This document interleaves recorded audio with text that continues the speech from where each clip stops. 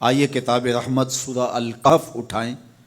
اللہ تعالیٰ نے ایک واقعہ بیان کیا ہے حضرت موسیٰ اور حضرت خضر علیہ السلام کا، کہ حضرت موسیٰ علیہ السلام عزم مصمم کر کے جب چلے تو اللہ فرماتا ہے کہ ہم نے حضرت موسیٰ علیہ السلام کو جس بندے کی نشانی بتائی تھی وہ بندہ ان کو وہاں مل گیا۔ سفید چادر اوڑے حضرت خضر علیہ السلام وہاں لیٹے ہوئے تھے، تو یہ جا کے ان کے پاس کھڑے ہو گئے کہ حضرت میں آپ کی خدمت میں اس لیے آیا ہوں کہ اللہ نے آپ کو جو خصوصی علم عطا کیے ہیں میں ان کو سیکھنے کی غرض سے آپ کی چوکھٹ پہ آیا ہوں۔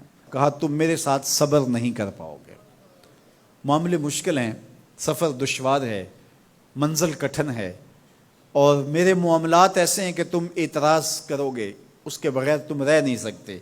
حضرت موسیٰ علیہ السلام نے کہا اگر اللہ نے چاہا تو آپ دیکھیں گے میں صبر کروں گا اور آپ کے کسی حکم کی کسی کام کی میں نافرمانی نہیں کروں گا، کسی کام کا انکار نہیں کروں گا۔ کہا کہ اچھا شرط یہ ہے کہ جو میں کروں اس پر تم اعتراض نہیں کرو گے، سوال نہیں کرو گے، یہاں تک کہ میں خود ہی نہ بتاؤں۔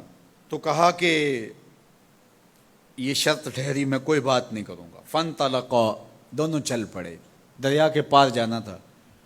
جو کشتی کا مالک تھا، کشتی بان تھا، وہ حضرت خضر علیہ السلام کو جانتا تھا تو اس نے کرایہ بھی نہیں لیا، لیکن جب کشتی پر سوار ہوئے تو عصا مار کے حضرت خضر علیہ السلام نے کشتی کا ایک پھٹا توڑ دیا۔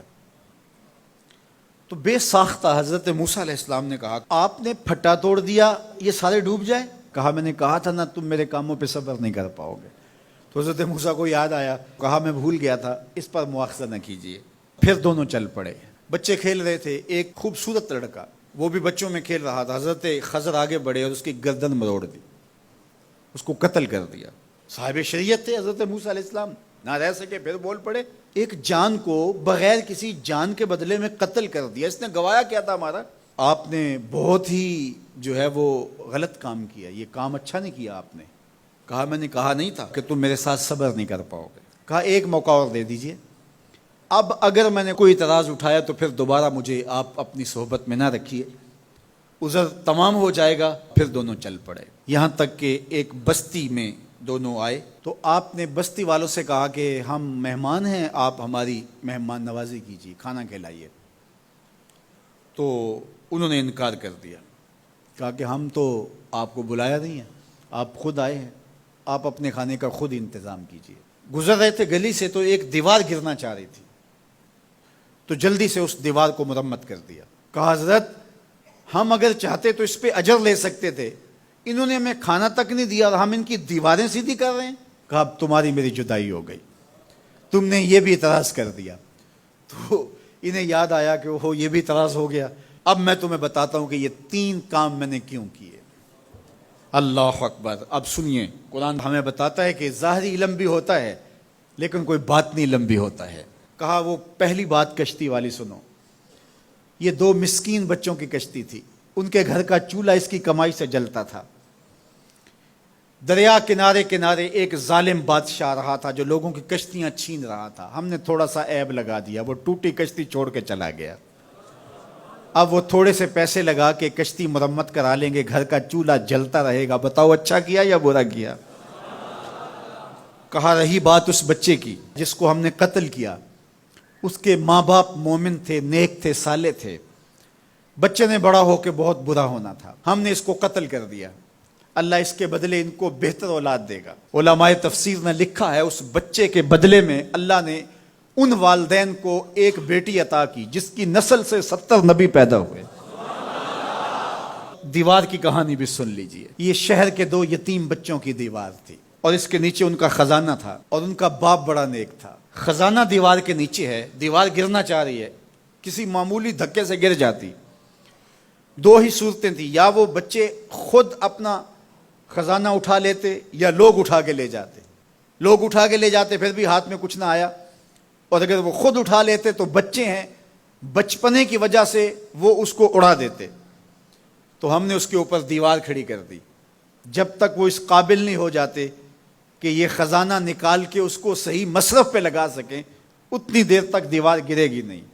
اللہ اکبر۔ وہ کسی وجہ سے دیوار قائم رہے گی، اور جب وہ اس عمر کو پہنچ جائیں گے جس عمر میں وہ اس خزانے کو سنبھال سکیں گے تو پھر دیوار خود بخود گر جائے گی اور یہ خزانہ نکال کر کے اپنے کام پہ لے آئیں گے۔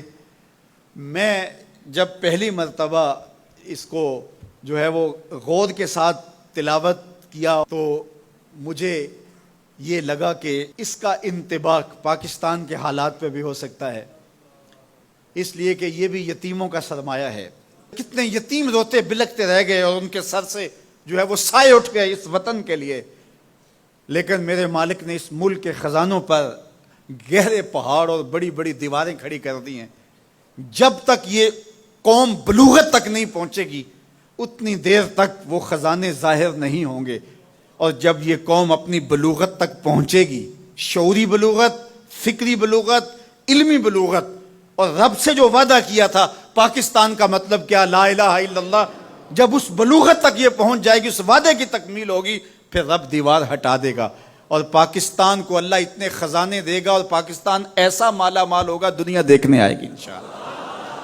اس لیے رب نے دیواریں بنا کے رکھی۔ تمہارا باپ معین الدین چشتی بڑا نیک تھا، تمہارا باپ داتا گنج بخش علی حجویری بڑا نیک تھا، تمہارا باپ حضرت مجدد الف ثانی بڑا نیک تھا، ان کی وجہ سے میں دیواریں کھڑی کر رہا ہوں اور مضبوط حصار لگا رہا ہوں تمہارے خزانوں پر، اور وہ وقت آئے گا جب تم بلوغت کی عمر کو پہنچو گے، دیواریں ہٹ جائے گی اور تمہارا وطن زمانے پہ مہکتے پھول کی طرح اور چمکتے ستاروں کی طرح اور روشن آفتاب کی طرح چمکتا اور مہکتا دکھائی دے گا، اور زمانہ پاکستان دیکھنے آئے گا، پاکستان دنیا کی قیادت کرے گا انشاءاللہ۔ تو کہا یہ تعویل ہے ان باتوں کی جو باتیں میرے رب نے مجھے بتائی، اور یہ میں نے اپنی مرضی سے نہیں کہیں، اور جو میں نے کیا اپنی مرضی سے نہیں کیا۔